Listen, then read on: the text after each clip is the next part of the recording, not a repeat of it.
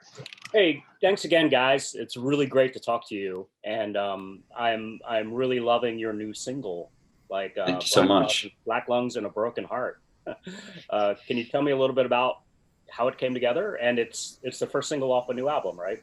Yes. I guess I play drums, but I wrote it actually when we were in the green room for another show. I just had like that chorus line stuck in my head, and I was trying to come up with some chords to go under it. So it kind of came together in my mind pretty quickly. Just as kind of a fun little thing to be able to do. I guess the chords themselves just seemed to fit the song that the chorus I'd come up with.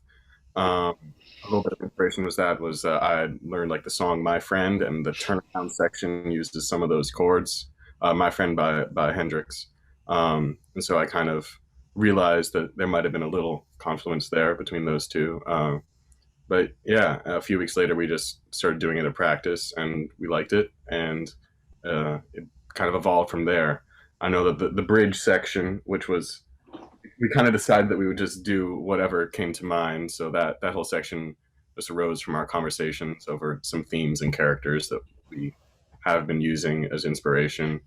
Um, and we decided to add that in there. And live, it's kind of fun because I get to do like the news reporter part, I guess, from behind the drum set, while the rest of the band is doing the harmonies. So kind of. So, guys, you say themes and characters. Can we dive in a little bit more to that? Is there a story being told like in these songs? Yeah, I guess we were kind of inspired by some sci-fi and things of that nature. So there's like a character that we've thought about, like called the Freedom Man or whatever, and he is just supposed to like be spreading peace and love. And we never really referenced him directly. It was just something we kind of talked about in practice as a fun little thing. But in this one, we went a little bit more literal. So we kind of we wanted live music to be a component of it. So we thought it'd be cool. What if he like comes and is spreading the peace and love and live music and the love of live music? And we didn't want to kind of overpower it with that. It was a little funny little thing that we had for a while. So we wanted to keep it like a little bit lower in the mix. But we thought it'd be something to add into there. I guess the narrative is somewhat fleshed out, somewhat not. It's good when you're trying to think of lyrics to kind of have something to return to, not necessarily literally, but it is a jumping off point for writing lyrics when you're a little bit stumped, I guess. Right, right. No, Yeah. understood. And we ended up, after this, we kind of, I guess for a few of the other songs in the album, continued to sort of flesh out the character in different other songs. Yeah, I don't think you'll find as concrete of a reference to him in our other songs, but definitely other songs are actually even more literally inspired by this character. Although it is interesting going back to it now, how little direct reference there is to him in those songs. Um, so it's kind of a cool little songwriting trick, I guess, to employ, having that character to take inspiration from. That is kind of cool because I've always thought personally that if more bands had sort of like a driving theme or something creative in their heads that they were striving towards, they end up with a better like, cohesive body of music. It's been an observation of mine, and it sounds like that's what you guys are doing. So that's fantastic. And it is "A Black Lungs and a Broken Heart" is the first single from a new album. Is that correct? You guys? Oh, we lost Jake. Yeah, it's actually our second.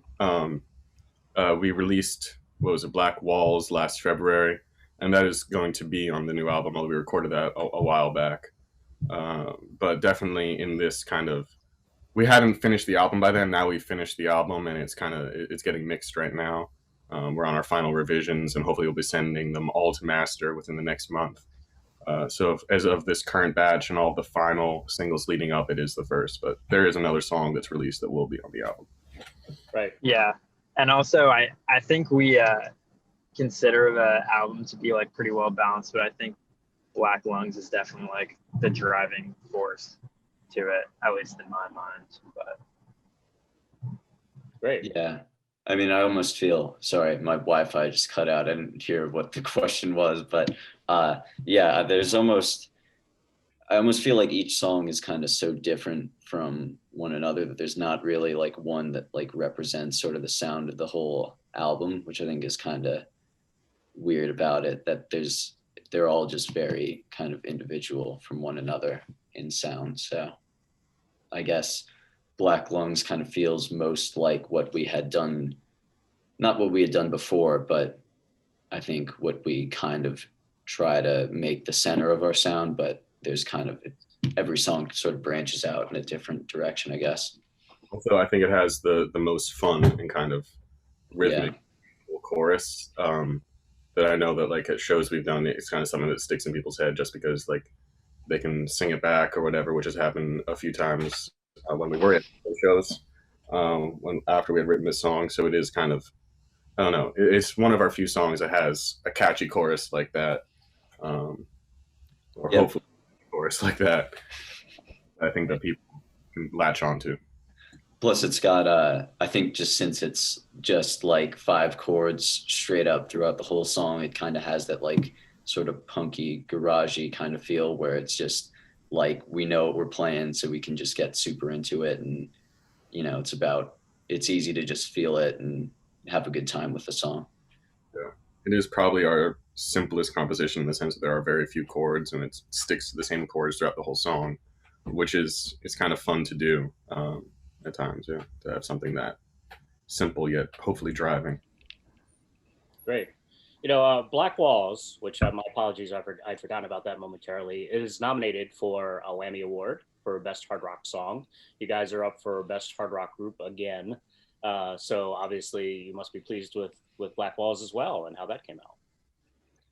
Yeah, definitely. I mean, I guess that was almost a year ago now, which feels so weird, but that was a lot of fun because I think, I don't know, we shot a video for that at Union Stage, and that was just, I don't know, we had been really looking forward to playing that venue for a while. So I think kind of capturing that, and then we had our sort of release show for that song at Union Stage, and I think just sort of the live aspect of playing that song too was just a lot of fun, seeing the reception for that in a live crowd, especially just because it was right before the pandemic that we released it. So kind of getting to share that song in person and see what people thought about it in the same room was really special, and obviously something that we missed for Black Lungs, but hopefully once the album is out, we'll get to do that again.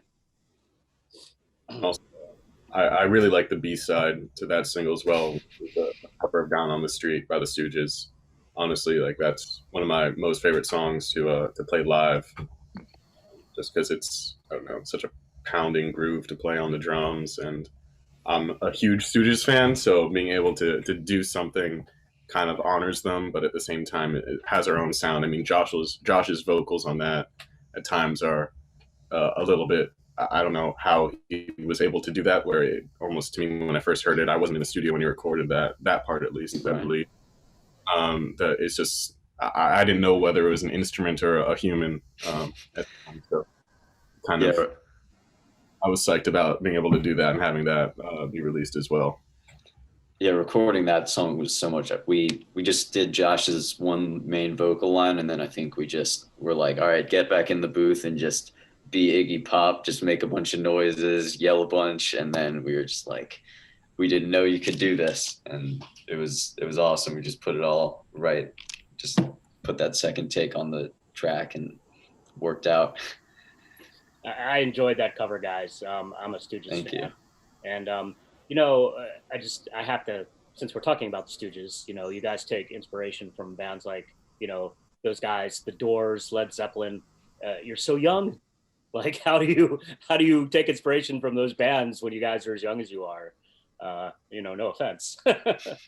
No, I mean, I assume I can speak for everybody when I say that we got into those bands through our parents. I mean, I know that like my dad showed me Led Zeppelin, I'm sure. Geist, your dad showed you Led Zeppelin and The Doors, and then, we just got into that at a young age, and, just, I guess as time went on, got into more different artists, but that's always kind of the root, I guess. That's kind of the first thing you heard, you know? Yeah.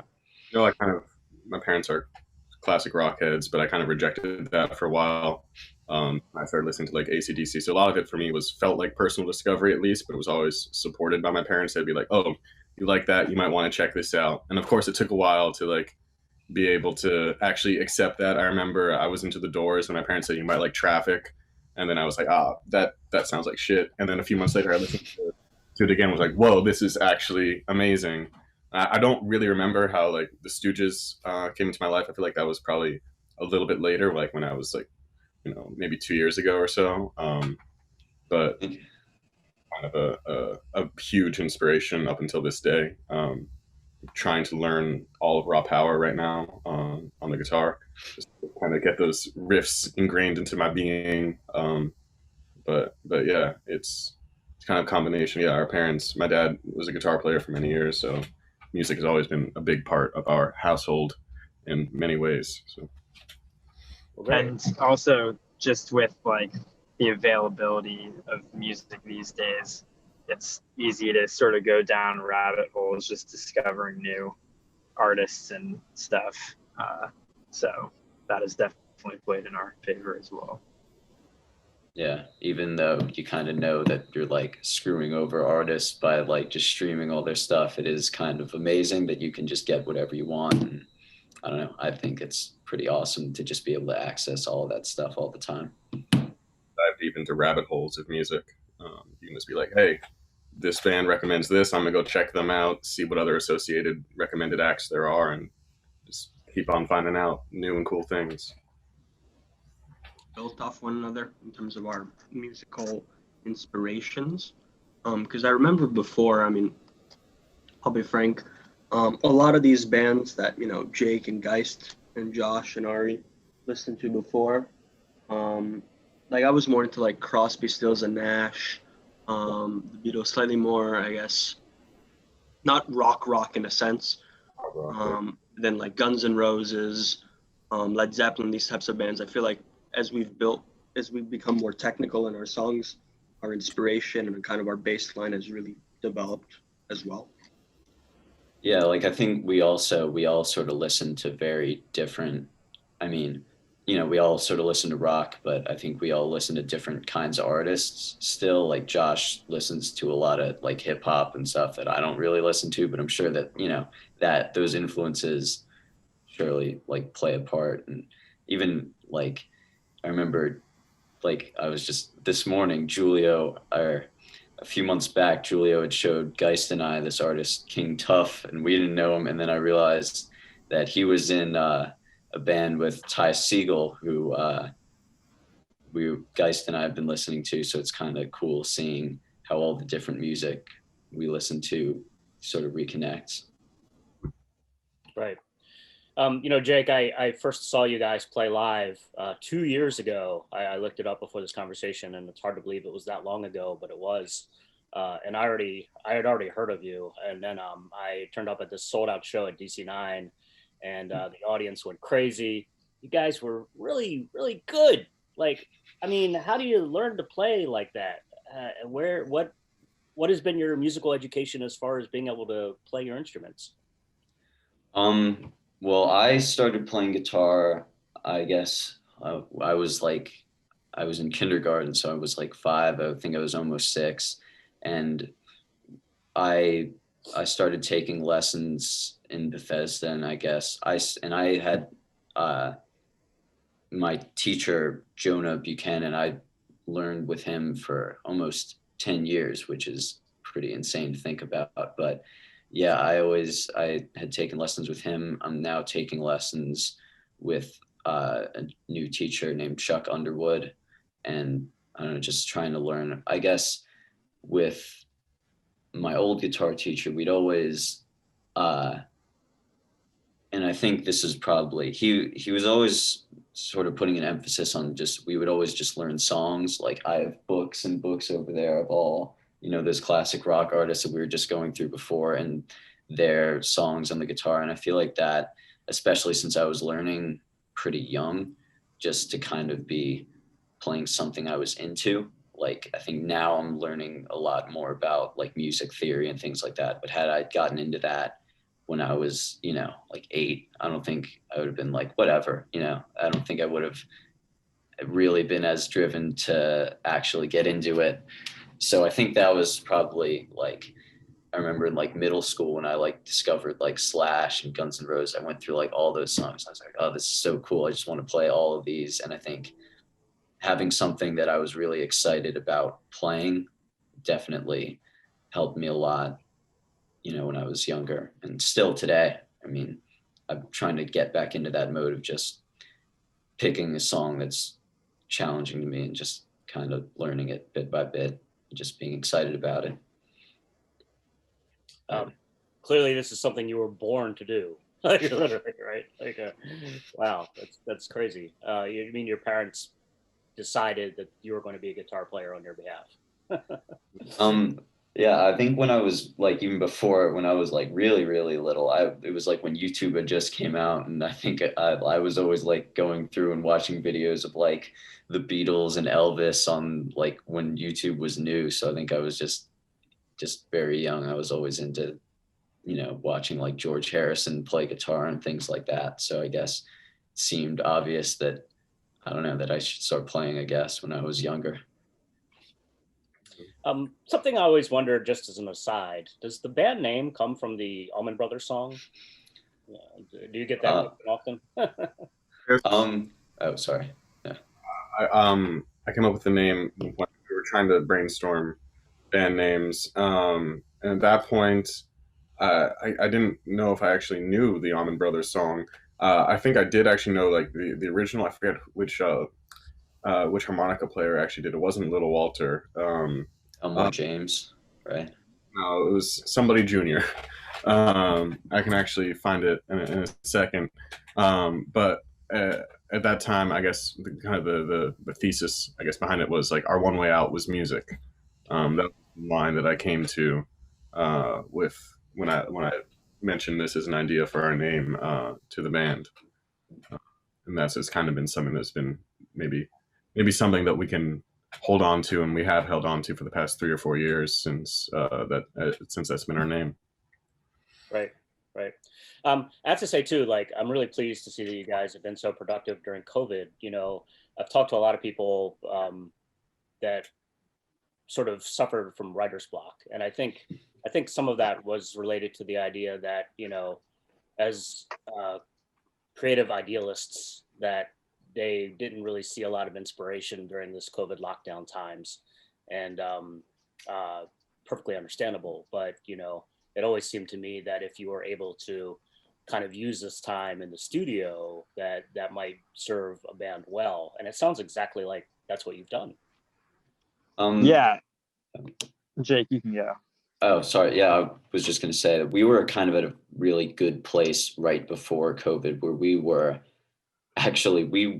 we had dates scheduled, I think the week that the lockdown started in March, to finish the album that we were working on, and they ended up getting postponed till, we couldn't go back, I think, till late August or early September, but we were just at this place where most of the album was written, and I think we felt like there might need to be 1 or 2 more songs to kind of seal the deal on the album, and the pandemic gave us time to kind of flesh those out a little bit more, and then finish them once it was safe to go back into the studio. But I do kind of feel like exactly with the writer's block. I think one of these songs that we included on the album I wrote as soon as the pandemic started, and then after that there were just like months and months where I was like, damn, especially because Geist and I had been sending stuff back, and like every week Geist would come up with a new song. I was like, oh, that's so good. I haven't like written anything. I feel like I haven't done anything, but I think since then it's been easier to kind of come up with new ideas and kind of break that block, I guess. So yeah, sorry. I was just gonna say, this might sound a little cliche, but I think in many ways, like, the music is the inspiration. And that's sort of what, like, going back to Black Lungs, like, that's sort of what it's about, like people coming together like listening to music, like the power that music has to like bring people together, even when we're, stuck in our own houses and stuff. So yeah, like our mission over the past few months when we couldn't see each other was just like, what can we be doing to, in this format to, advance our, our cause. So yeah, I mean, in the end, it was the music that brought us together. So yeah. So later this year, you'll release the second LP, and when when it's safe to do so, I imagine you're planning another tour. You'll take it on the road and all that jazz. Yeah, hopefully. I know that we had some dates planned for the summer last year, and it was painful, but it made sense when we saw venues pull out one by one. I know that we were thinking of doing something with the band Soraya from Philadelphia, doing some dates with them, and then even Blue Wreck as well from DC. Those are just two bands that we've been fairly close to for a while. Soraya is the band that we toured with briefly, I guess the summer before last. And Blue Wreck we played many shows with. I mean, I don't know if I assume you know them. They're incredible. So just being able to have a good lineup of good musicians and musicians we get along with will be very important to us. And hopefully we can do that again this summer. But who knows? But it's never too early to start planning or thinking about that.